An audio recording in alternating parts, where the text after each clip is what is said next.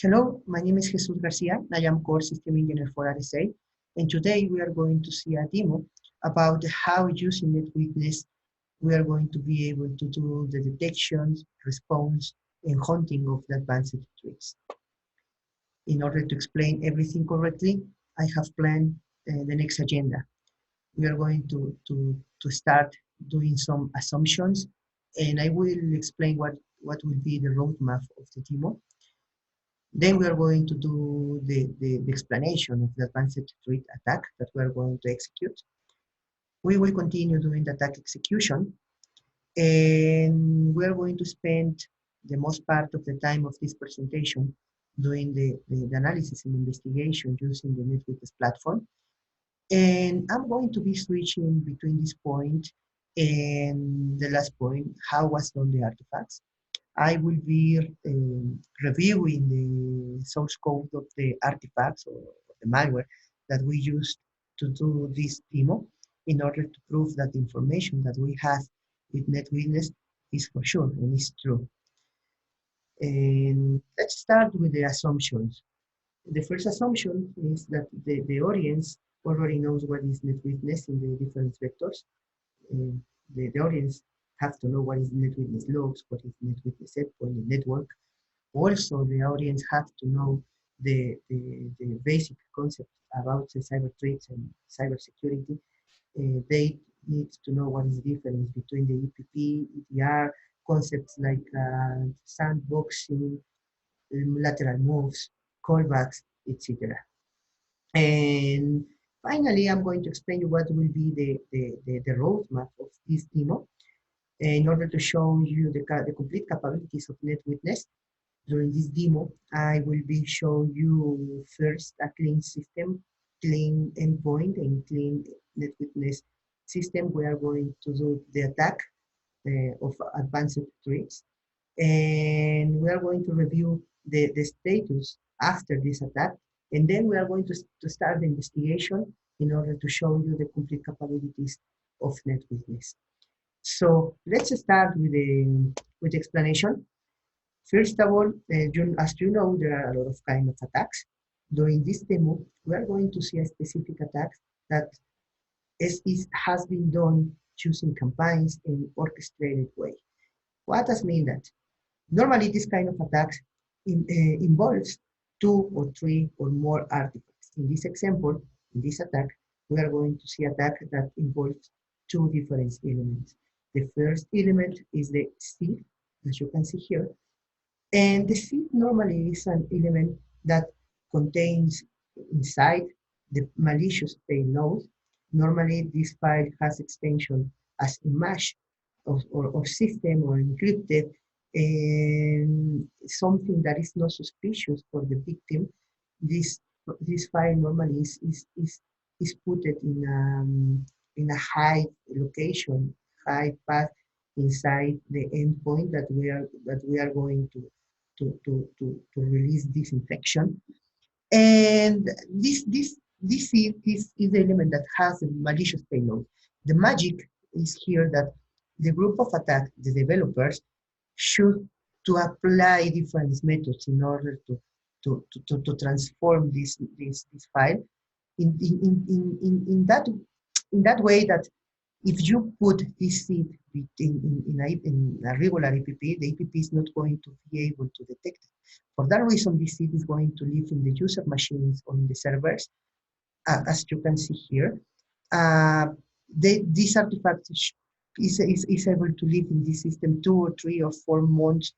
It doesn't matter because it's not going to be detected by the EPP.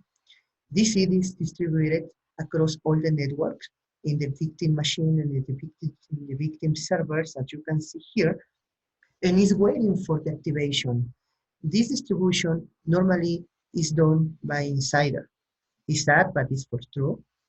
Normally, the insider is one sysadmin or DB admin or one engineer that is able to put the artifact inside these locations. And then when the day arrives, when the infection is planned to release it, the group of attack send the trigger. For that reason, the attack is called like a campaign in orchestrated, because when they have certain about the seed has been distributed in a very big amount of endpoints, and they know that, they will start, they will release the trigger. The trigger is also a malicious file. Normally, it's a program, it's an exe, it's a bat, it's a doc, a PDF, and this element itself inside has the algorithm that is going to looking for the C inside the endpoint, and then is going to release the real infection that is contained in the C. The magic here is that the C as a unique file is not malicious.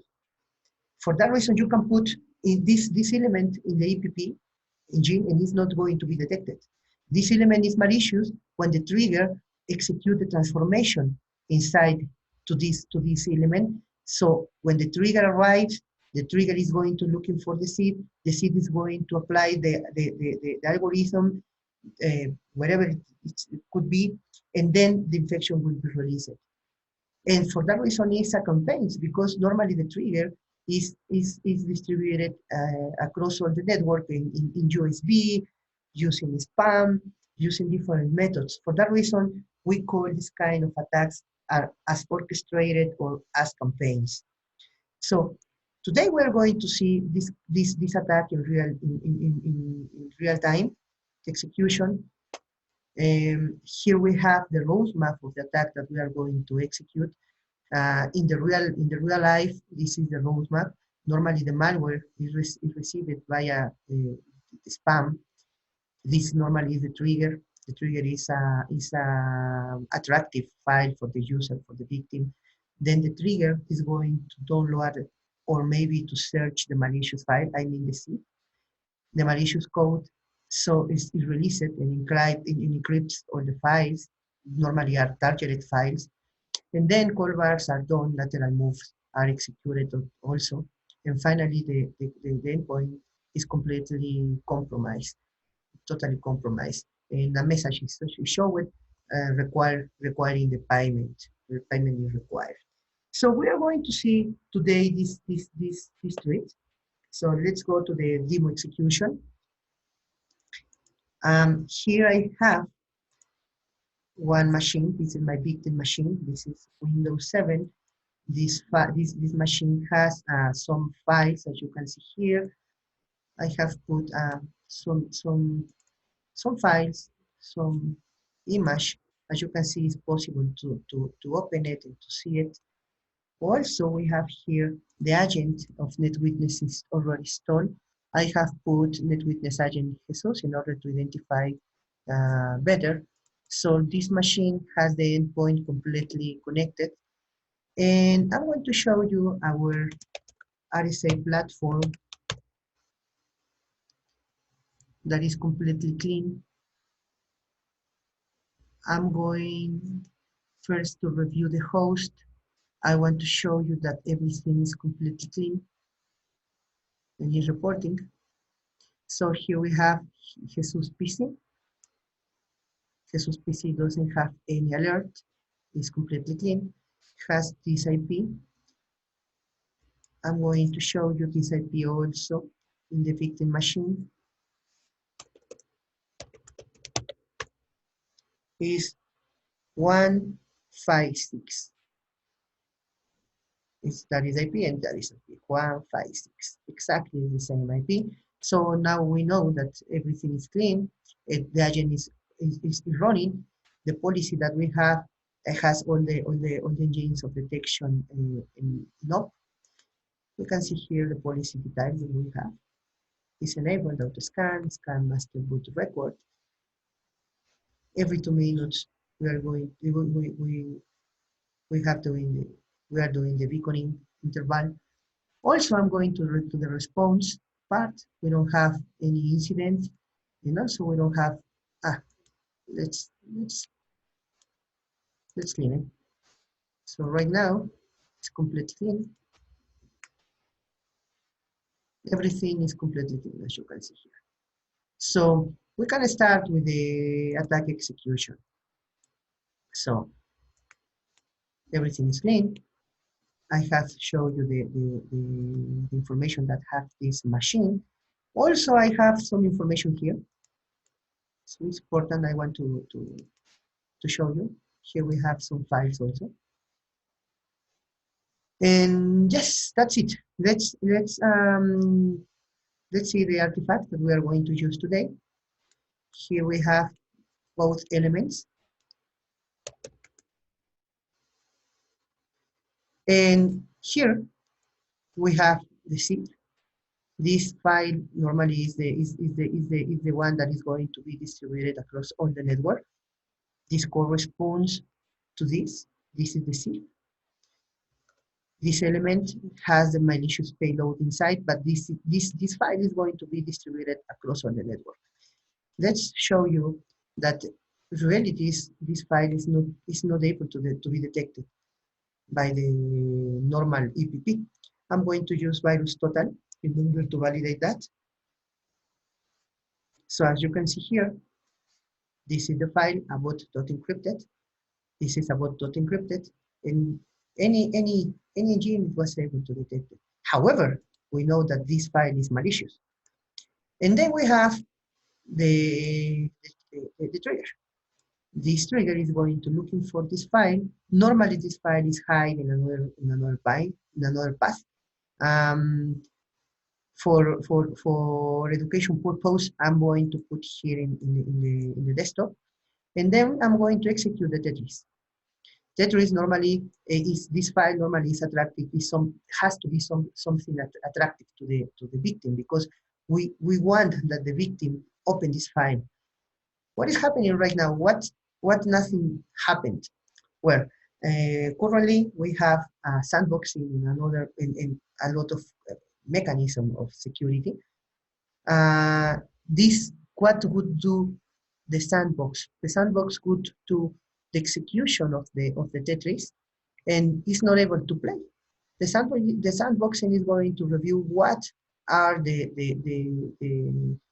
further the treats, the roadmap of the process that is executing in real time. However, it's not able to play. So this Tetris, this trigger is going to wait. Is going to wait for the user interaction in order to release the malicious payloads. For that reason, nothing is happening in order to avoid the sandboxing detection. So this Tetris is going to release infection until the line number 3 is reached. I'm going to show you that in the source code of this Tetris, of this artifact. So here I have it. It has been developed using Visual Studio, C#.NET, and here we have it. Here we have when the line is equal to 3, the ransomware is going to be executed. So if we review execute ransomware function, we can see here execute ransomware is going to apply this private key. We know right now we know that this artifact has been encrypted using RSA algorithm, and is going to apply this private key, is going to do the decryption and using the manifest also, and then is going to do some rename of the real malicious payload. So this is part of the source code of this advanced threats of this artifact. Let's play, and that's it. Let's see what is going to happen. I'm going to complete the 3 lines. When we complete the 3 lines, something is going to happen. So just a second. 1, 2, and almost 3. Right now, imagine the victim is playing a normal Tetris. He doesn't know what is happening, but we know that something is happening in the back. And something is happening.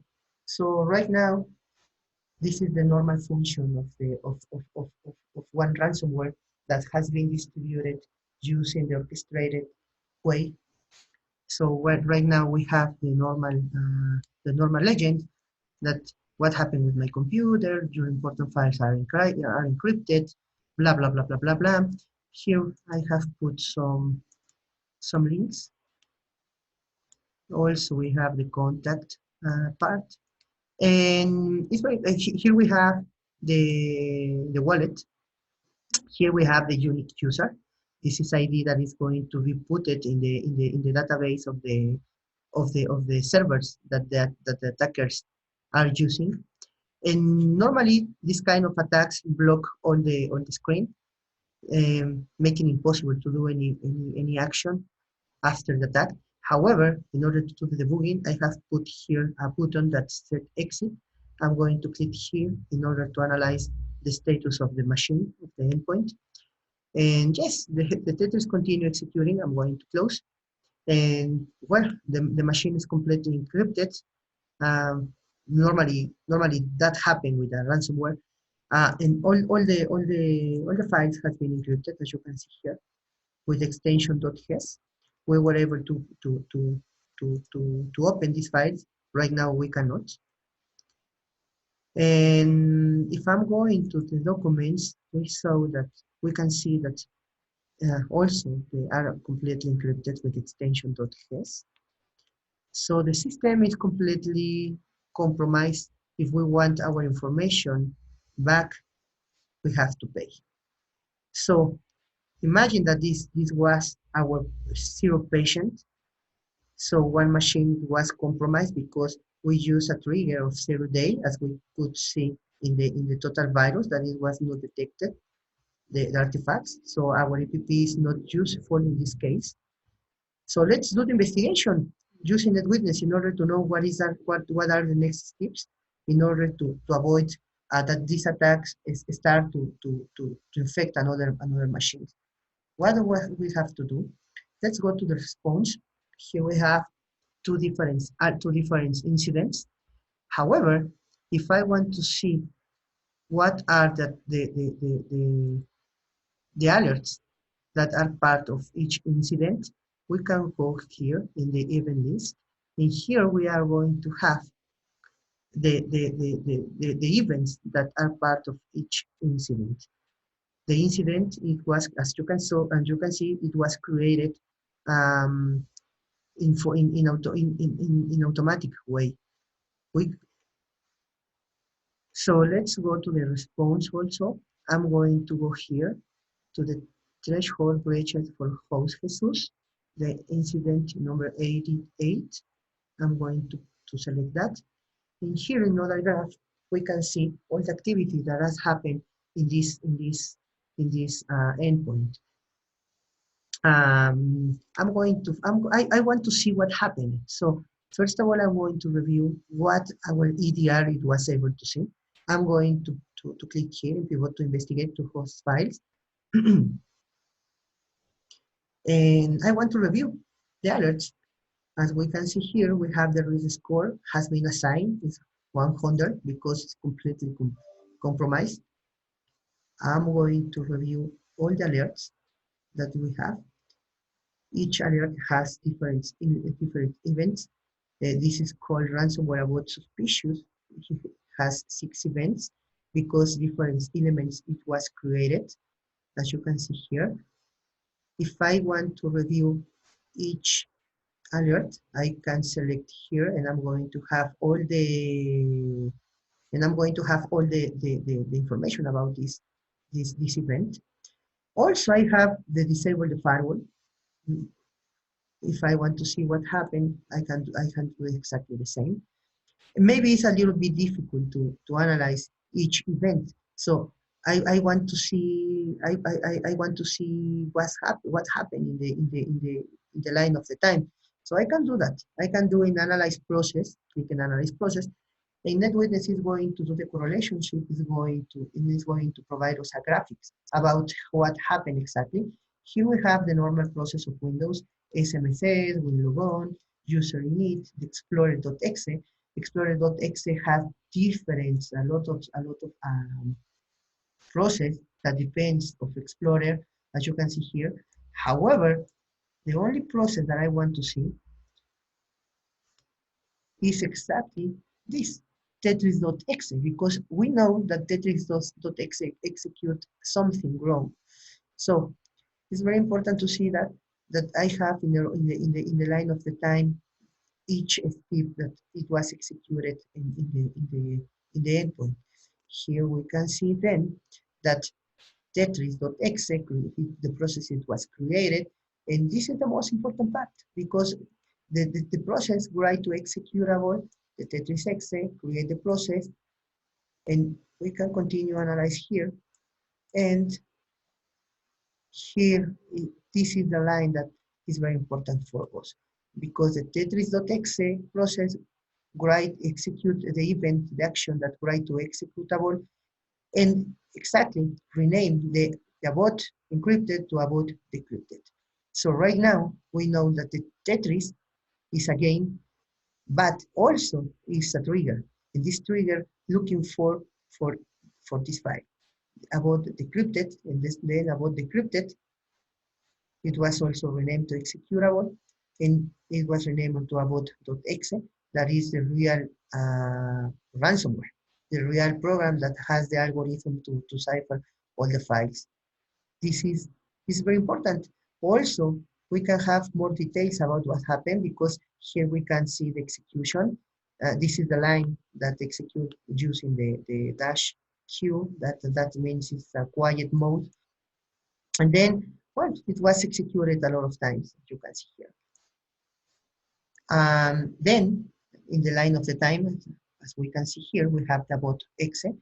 We want to know what execute about.exe. We know because we saw in real time that all the files were encrypted. However, we want to know if callbacks were executed or what happened if I want to see the key in order to try to do the disencryption by myself. I need to know what was the key that they used. So in order to do that, we have the analysis of the process about.exe. Here we have it also. And also is in the line of the time, the source, I mean the father, it was Tetris.exe. Tetris.exe execute about.exe with the Q parameter. And yes, here we have the first callback. As you can see here, this IP execute also the callback calling IP info.io. How we know that is for real? I'm going to show you part of the source code of the ransomware, and let's looking for this callback. So I'm going to looking for this way, IP info, and here we can see I am consulting this IP in order to get public IP, and it was executed this IP, this callback, and also Netwitness, it was able to detect that, and also detect that something it was sent to the IP 128. This is very important because right now we know that this is the IP that we have to block in the firewall because this is IP that is waiting for the kill switch and the information about my machine. This is the keep alive. This is the kill switch that the ransomware is waiting for in order to know that the machine was encrypted. How we know that? First of all, I'm going to show you this in the source code, and then we are going to do the investigation of this IP. So first of all, let's go to the source code of the ransomware, and let's looking for this IP. I have here the configuration of all the ransomware. Here we have it. This is the callback that we are going to execute. And as you can see, is 128 switch.php. We are going to send all the information there. And yes, this is the IP exactly that has been detected using the EDR. And we can continue doing the analysis. Right now, we know that Tetris, it was the trigger, that about encrypted, it was the step, And also we have the abort.exe is a real malicious file that we have to block directly in our EPP in order to avoid the infection in future machine, in future endpoints. But we can know more about this process. So here we can see that the extension it was changed by HES because it was ciphered using that extension. And also we have here that NetWitness, here we have exactly the command that also, in order to generate the persistence, before to generate that persistence, the normal ransomware is going to disable the firewall. So here we can see exactly the command that was executed into the endpoint using PowerShell. How I know it's PowerShell? Because this command is for PowerShell. So this command is doing this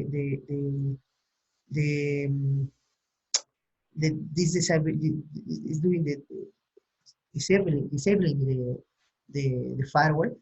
How we know that this is for sure?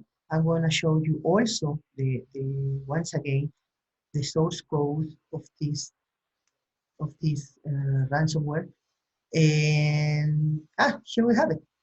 Disable firewall string, and well, this is the normal. This is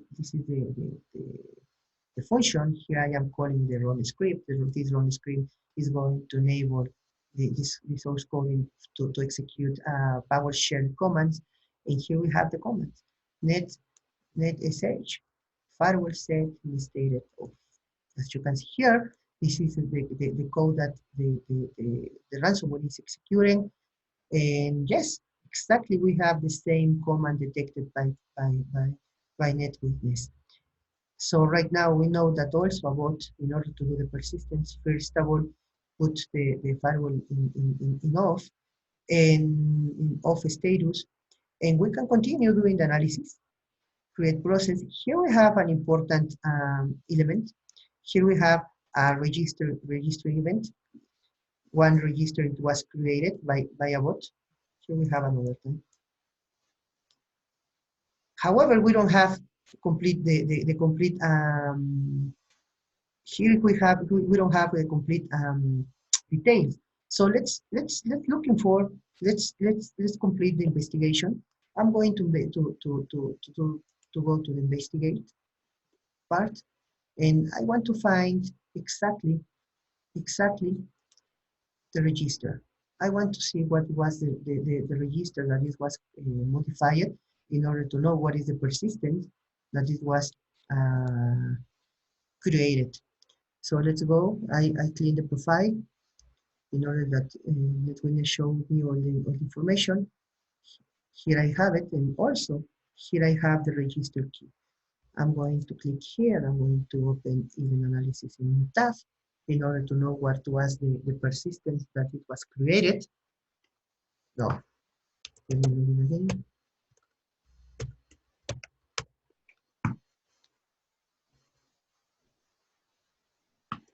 It's loading, it's loading. Oh, let's go once again here. Just a second. We'll be quick. So I'm going to investigate it once again. I want to validate what was the register that it was created in order to do the persistence by the artifact malicious. So right now we are here, open a new analysis tab. And yes, here we have it. Here we have that abort.exe create register value, and this is the value that it was created. So this element, this new key, it was created in order to do the persistence. So each time that the endpoint start is going to execute exactly the abort program, the malicious program. How we know that this is for real? I'm going to show you once again the source code. And here we have it. It's very quick. Here we have the sentence, register key, reg, and here we are creating exactly the persistence that is called abort in this location. If we go to the endpoint, we can validate that this is for real. So I'm going to go just to validate that that is for real, and we are not doing any assumption. So I'm going to HQ local machine. So I'm going here. This is the user, the current user. I'm going now to, oh, I don't remember. Second is Microsoft. Let's go to here. Software Microsoft Windows. This software Microsoft Windows current version, and then run. Here we have exactly it was created the persistence successfully by the ransomware. And yes, NetWitness, here we have the source code that create that register. And yes, NetWitness was able to detect exactly the key. So right now what we have it, let's summarize what the attack execute. We have a thing that Explorer start Tetris.exe looking for the about decrypted, and then rename to about.exe. About.exe, it was the ransomware itself. So right now we have the trigger, we have the seed, and we know that about.exe start to doing decryption and to changing the extension to .hes, and then execute different callbacks, first of all to the IP info, and also send something to this IP. This is the malicious server, and also the disable disable the firewall, and also generate the persistence. And we know exactly which is the key that created. So right now we have the complete picture about the attack. However, one thing is missing. We have to know what this callback received. So let's go to do this investigation. I'm going to go once again to the investigation. Let me see if I can move things here. Mhm. So I'm going to select the about.exe because we know that about.exe is the malicious file. So let's looking for here.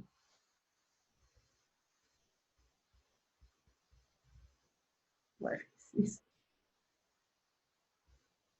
It's easier to arrive from here. So I'm going to select that. I'm going to select tetris.exe. Here is about. So I'm going to navigate, selecting the ransomware that now we know it was the responsible for all the attack. And now we know we want to know, we want to research what information was sent to that IP.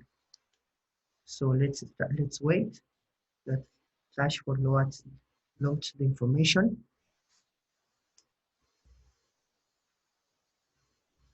Just a second. Here we have about X. This is our query, and let's looking for the IP. It's very important also to say that behavior of compromise. Here we have all the indicators: disable firewalls, run network configuration tools, ransomware suspicious, unsigned rights app that are running. So we have more information here. Also here we have the room key that we saw before. And we have a lot of information here that you can see here. This is the important part. And here we have the IP, because if you remember, right now, as you remember, this is the IP of the callback. And here we have this information. I'm going to select that. I want all the information of that IP.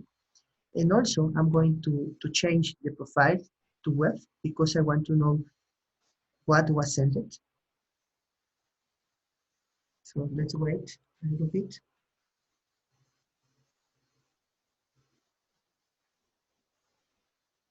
I'm going to clean my query. Here we have, now we are ready to know what was sent it. Here we have the action event. So we have one post, and here we have one put. And also we have the kill switch. First, I want to see the put, what was sent it. And yes, here we have exactly the publication that it was established to the malicious server. As you can see here, we have one IP. This is the malicious the IP that we are communicating. Here we have the encrypted key. Here we have the unique key. And this information it was sent directly to the server, malicious server. How we know that? That also is very important. I'm gonna show you. Here I have our malicious server. I'm going to log in me to the database of this. That is where we are doing the storage of this information. So just a second. Let me, because I don't remember. I don't remember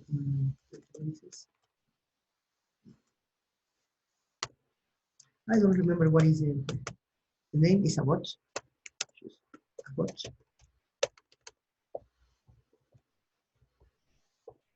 And let's do the query. Oh,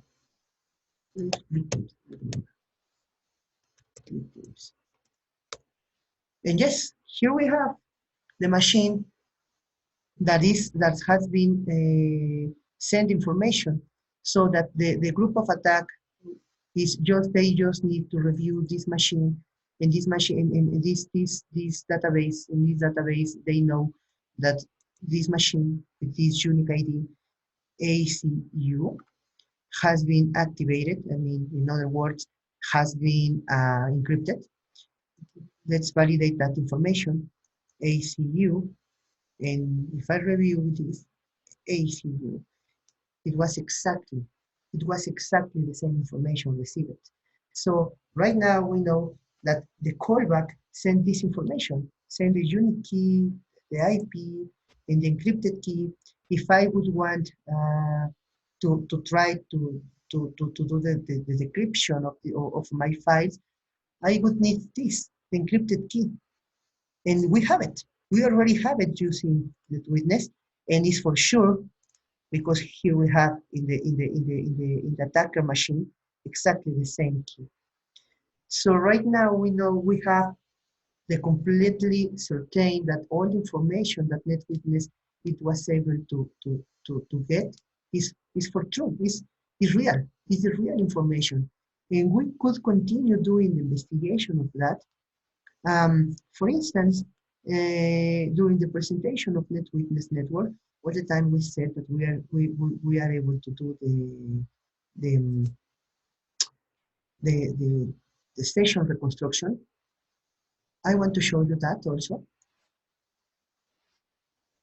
And yes, here we have it. Here we have the label reconstruction, as you can see. This is the best because this is the text. However, I can get the text. Also, I have here the information that it was sent. It's processing and receiving. And this is the text. And this is the this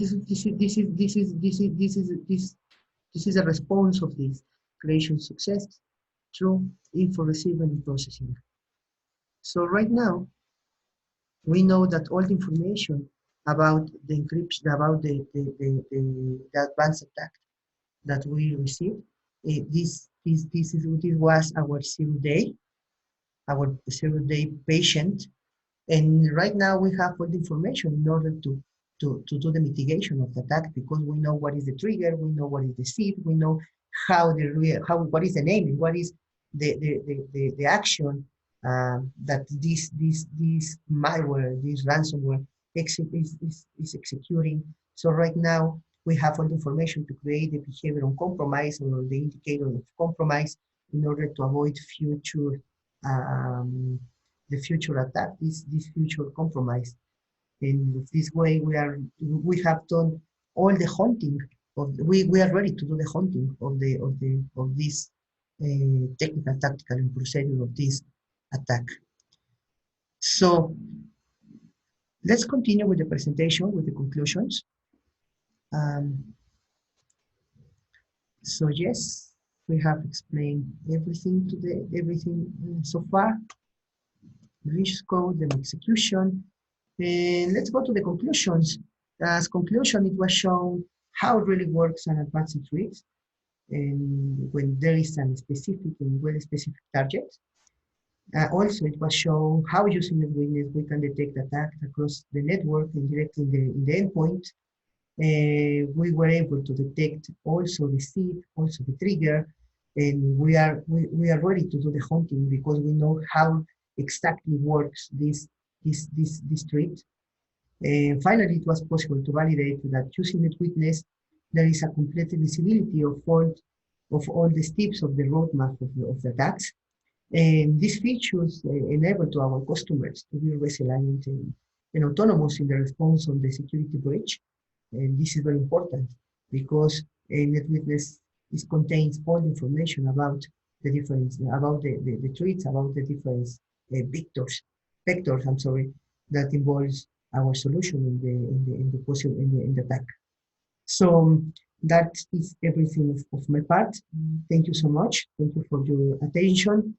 And if you have any question or something like that, I am available in my email. So thank you so much again. Bye bye.